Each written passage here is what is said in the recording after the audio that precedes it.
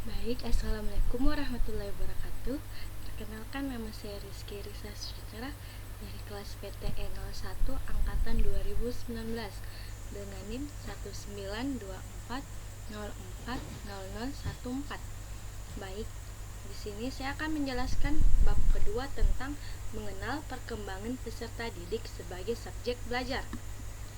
Nah, yang pertama yang akan kita bahas yaitu peserta didik sebagai subjek belajar. Pendidikan adalah usaha dasar untuk menyiapkan peserta didik melalui kegiatan bimbingan, pembelajaran, dan atau latihan bagi peranannya di masa yang akan datang. Dengan mempelajari perkembangan peserta didik akan memperoleh beberapa keuntungan. Yang salah satunya yaitu mengetahui tentang ekspektasi nyata tentang anak dan remaja. Yang kedua yaitu ciri-ciri perkembangan peserta didik. Untuk memahami tentang ciri-ciri perkembangan peserta didik, dimulai dengan memahami tentang peserta didik atau anak. Nah, peserta didik adalah makhluk hidup yang utuh yang merupakan suatu kesatuan dari keseluruhan aspek fisik dan psikis yang terdapat dalam diri anak. Proses belajar mengajar merupakan kesatuan kegiatan yang tidak dapat dipisahkan antara siswa yang belajar dengan guru yang mengajar. Perilaku yang kompleks yang menarik minat para ahli psikologi mendapat pengaruh yang sama kuatnya baik dari faktor-faktor lingkungan maupun keturunan. Nah, ciri-ciri perkembangan peserta didik yang pertama itu pertumbuhan fisik.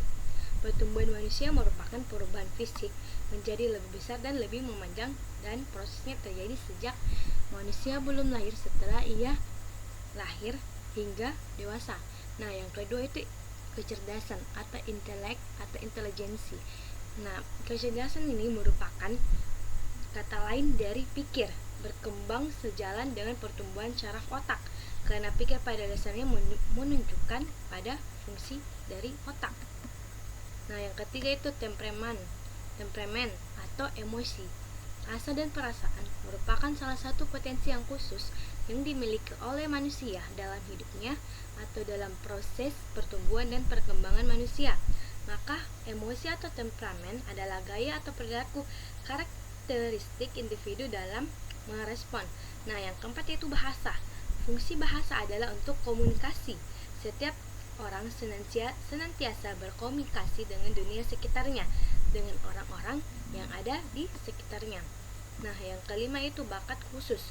Bakat merupakan kemampuan atau kelebihan tertentu atau khusus yang dimiliki oleh seorang individu yang hanya dengan rangsangan atau sedikit latihan, kemampuan itu dapat berkembang dengan baik. Nah, yang keenam yaitu sikap, nilai, dan moral. Sikap, nilai, dan moral adalah bagian dari ketiga ranah pembelajaran, yaitu penguasaan pengetahuan atau kognitif, penguasaan nilai dan sikap atau afektif, dan penguasaan psikomotorik. Nah, yang ketujuh atau yang terakhir itu interaksi keturunan dan lingkungan dalam perkembangan. Keturunan dan lingkungan berjalan bersama atau bekerja sama dengan menghasilkan individu dengan kecerdasan, temperamen tinggi dan berat badan, minat yang khas. Pengaruh lingkungan bergantung pada karakteristik genetik. Keduanya terdapat interaksi. Pengaruh genetik terhadap kecerdasan terjadi pada awal perkembangan anak, berlanjut terus sampai dewasa. Nah, yang selanjutnya itu bagian kecil pengembangan belajar sesuai perkembangan peserta didik. Faktor kesuksesan seorang anak di masa depan ditentukan oleh bagaimana perkembangan seluruh aspek dirinya. Aspek-aspek perkembangan individu meliputi fisik, intelektual, sosial, emosi, bahasa, moral, dan agama. Perkembangan anak adalah bertambahnya kemampuan atau skill dalam struktur dan fungsi tubuh yang lebih kompleks dalam pola yang teratur dan dapat diramalkan sebagai hasil dari pematangan. Perkembangan fisik meliput pertumbuhan sebelum lahir dan pertumbuhan setelah lahir. Intelektual atau kecerdasan atau daya pikir merupakan kemampuan untuk beradaptasi secara berhasil dengan situasi baru atau lingkungan pada umumnya. Sosial, setiap individu selalu berinteraksi dengan lingkungan dan selalu memerlukan manusia lainnya. Emosi merupakan perasaan tertentu yang menyertai setiap keadaan atau perilaku individu. Bahasa merupakan kemampuan untuk berkomunikasi dengan orang lain. Moralitas merupakan kemampuan untuk menerima dan melakukan peraturan, nilai-nilai atau prinsip moral.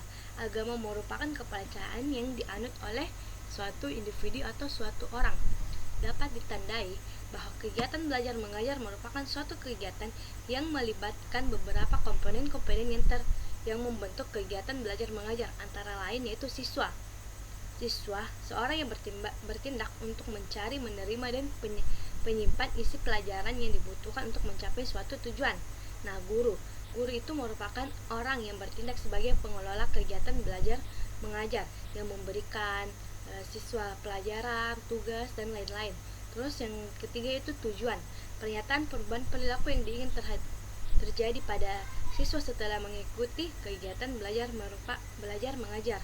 Perubahan perilaku tersebut mencakup perubahan kognitif, psikometrik, dan efektif. Yang keempat yaitu isi pelajaran, yakni segala informasi yang berupa fakta, prinsip, dan konsep yang diperlukan untuk mencapai tujuan. Yang kelima itu metode, yakni cara yang teratur untuk memberikan kesempatan kepada siswa untuk mendapatkan informasi dari orang lain, di mana informasi tersebut dibutuhkan mereka untuk mencapai tujuan. Yang kelima yaitu media, bahan pembelajaran dengan atau tanpa peralatan digunakan untuk menyajikan informasi kepada para siswa agar mereka dapat mencapai tujuan. Nah, yang terakhir yaitu evaluasi. Evaluasi cara tertentu yang digunakan untuk menilai suatu proses dan untuk mengetahui hasil yang didapatkan. Itulah tadi pembahasan saya. Kurang dan lebihnya mohon dimaafkan. Apabila ada yang kurang jelas, kalian bisa bertanya kepada saya dengan mengklik komentar. Oke? Terima kasih. Assalamualaikum warahmatullahi wabarakatuh.